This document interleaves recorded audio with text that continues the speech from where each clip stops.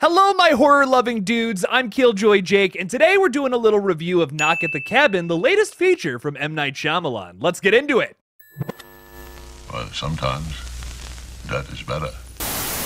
Before we review this puppy, let's talk a little bit about it. Knock at the Cabin is a 2023 apocalyptic psychological horror film written and directed by M. Night Shyamalan. It's based on the 2018 novel The Cabin at the End of the World by Paul G. Tremblay, the first adaptation of one of his works. The film stars Dave Bautista, Jonathan Groff, Ben Aldridge, Nikki Amuka Bird, Abby Quinn, and Rupert Grint. The plot description for the movie reads, while vacationing at a remote cabin, a family of 3 is suddenly held hostage by 4 strangers who demand they sacrifice one of their own to avert the apocalypse. Getting into a non-spoiler review of this puppy, I think that this movie, and I don't think that this is really spoiling anything, so once again, maybe this isn't spoiling anything, but I think Knock at the Cabin might be the most predictable horror movie I have ever seen in my entire life. There is not a single shock or surprise about this movie. This is exactly how I thought it would play out, and literally no different. I mean, not one thing. Like, literally not one thing about this movie shocked me or had like some kind of bit of tension or suspense to it. I was kind of bored the entire movie. As someone who's completely unfamiliar with the book that this is based off of, maybe that's the issue here, but I don't know, man. I just did not find anything about this movie very interesting. The premise itself is cool, but it's kind of one of those things you like ask your buddy on a road trip. Like, oh dude, if the whole world's gonna die, or you had to sacrifice one of your family, which one do you pick? Like, this is something you talk to your buddies about around a campfire or something when y'all got a little too high. I don't know if that works for the premise of a movie, even though it like is interesting. Like, it's one of those things that's like, oh, this is interesting to talk about. I don't know if it works for a movie, oddly enough. I usually don't feel that way about certain things like this, but this is maybe the only exception. Maybe it's because of how this movie was executed. I don't know. I wasn't really big on this movie. I will say, I think the performances all around are really well done. I think the couple at the heart of this is very believable. Like, I believe them as a couple, Eric and Andrew, but I just, man, I did not see anything super suspenseful about this. And I do feel like there was ways they could have fixed it where it could have been a little better, but ultimately I don't know how this movie could have been like a 5-star, one of the best horror movies I've ever seen. And I know this is totally arguable, maybe even controversial to say, but like, why would you make a movie like this if you know in your heart it wouldn't be able to be like the best thing ever? Maybe that's controversial. You know, not every movie's trying to be the very best thing out there, but like me personally, like I kind of want to see the best thing possible, you know? That's just me, I guess. That's just my personal preference. All right, we're getting into spoilers for this movie. Do not go any further. You will be spoiled for this movie. That is insanely predictable.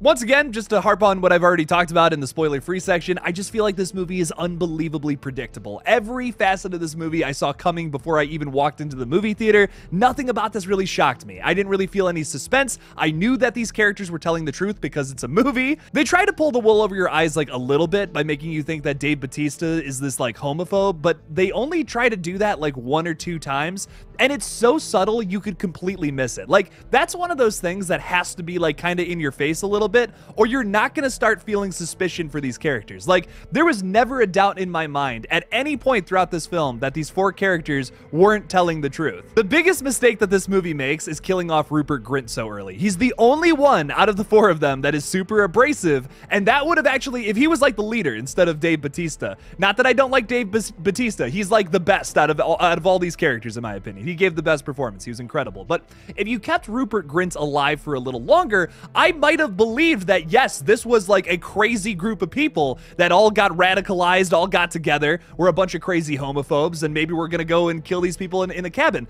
But because they killed him off so early and because they were killing each other, I never one time thought that. I don't know, man. I really hate talking so negatively about movies, but this is like if you take a raw chicken and you just put that in the oven and you bake that for a couple 15, 30 minutes on 350 degrees and you don't put any salt or pepper on it. Like, I need me some soy sauce, man. I need me some salt and pepper. I need me some vegetables. I need a whole stir fry going on for a movie. I can't just have baked chicken, and that's all that this movie really is. I once again want to say that I think the couple at the center of this film, Eric and Andrew, are very well written. I think their backstory is really believable, and they really do have some nice moments together. It's good. It's very well written. Like, there's nothing about this movie that I would say is necessarily like super bad or like not professional. Like, that's not at all what I'm trying to say about the movie. It's just very bland and very predictable. The cinematography is pretty cool at times. Like, there's some cool shots and stuff, but like, I don't know. It's just such a weird movie. Everything from a technical standpoint is done perfectly, but there is just no flavor about this movie whatsoever. I think maybe if you would have kept Rupert Grint alive for a little longer and you could have had him maybe go on a little bit of maybe he is still the guy from the bar, like how they were talking about. You don't really get confirmation until the end of the movie that it was him, which I think is cool. That was like part of the mystery. That's nice. But like, if you would have kept him alive, I think I would have believed, like if he would have had a history with whoever the leader was, like maybe Dave Bautista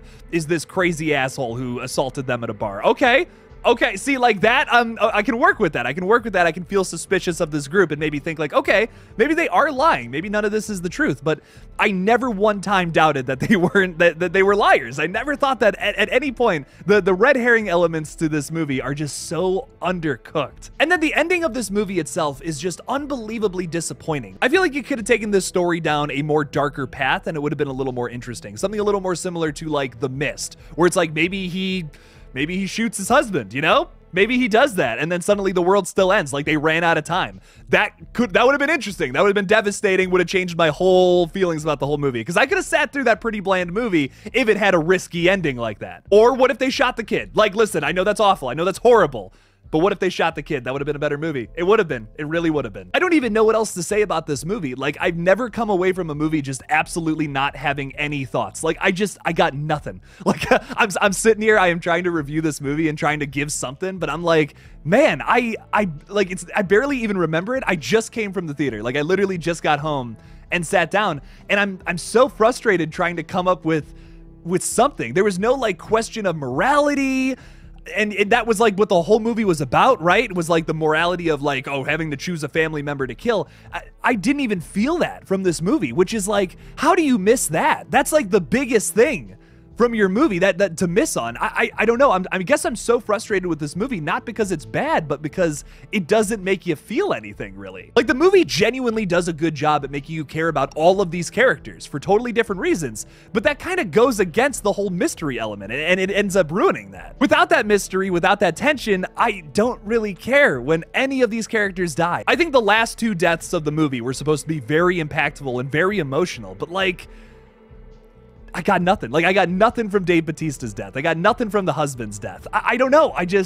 Man, like the emotional thing was there, but because there wasn't any tension or any buildup throughout this movie, it just did nothing. It did absolutely nothing for me. And that's such a shame, because I feel like maybe this movie could have been good. Maybe this movie could have been like a 3 out of 5 if it did a few things differently, took some more risks, but it didn't really do that. I would have actually enjoyed the movie where they didn't end up killing anybody from the family too, and they just walked the earth. And that was it. It's just the apocalypse.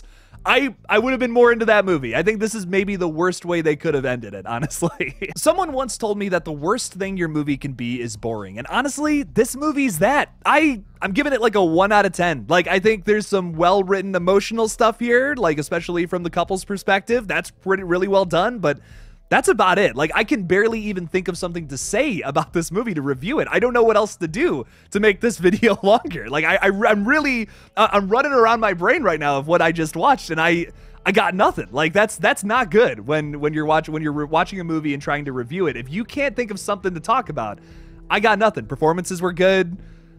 Music was forgettable. A lot of plot points were forgettable or predictable.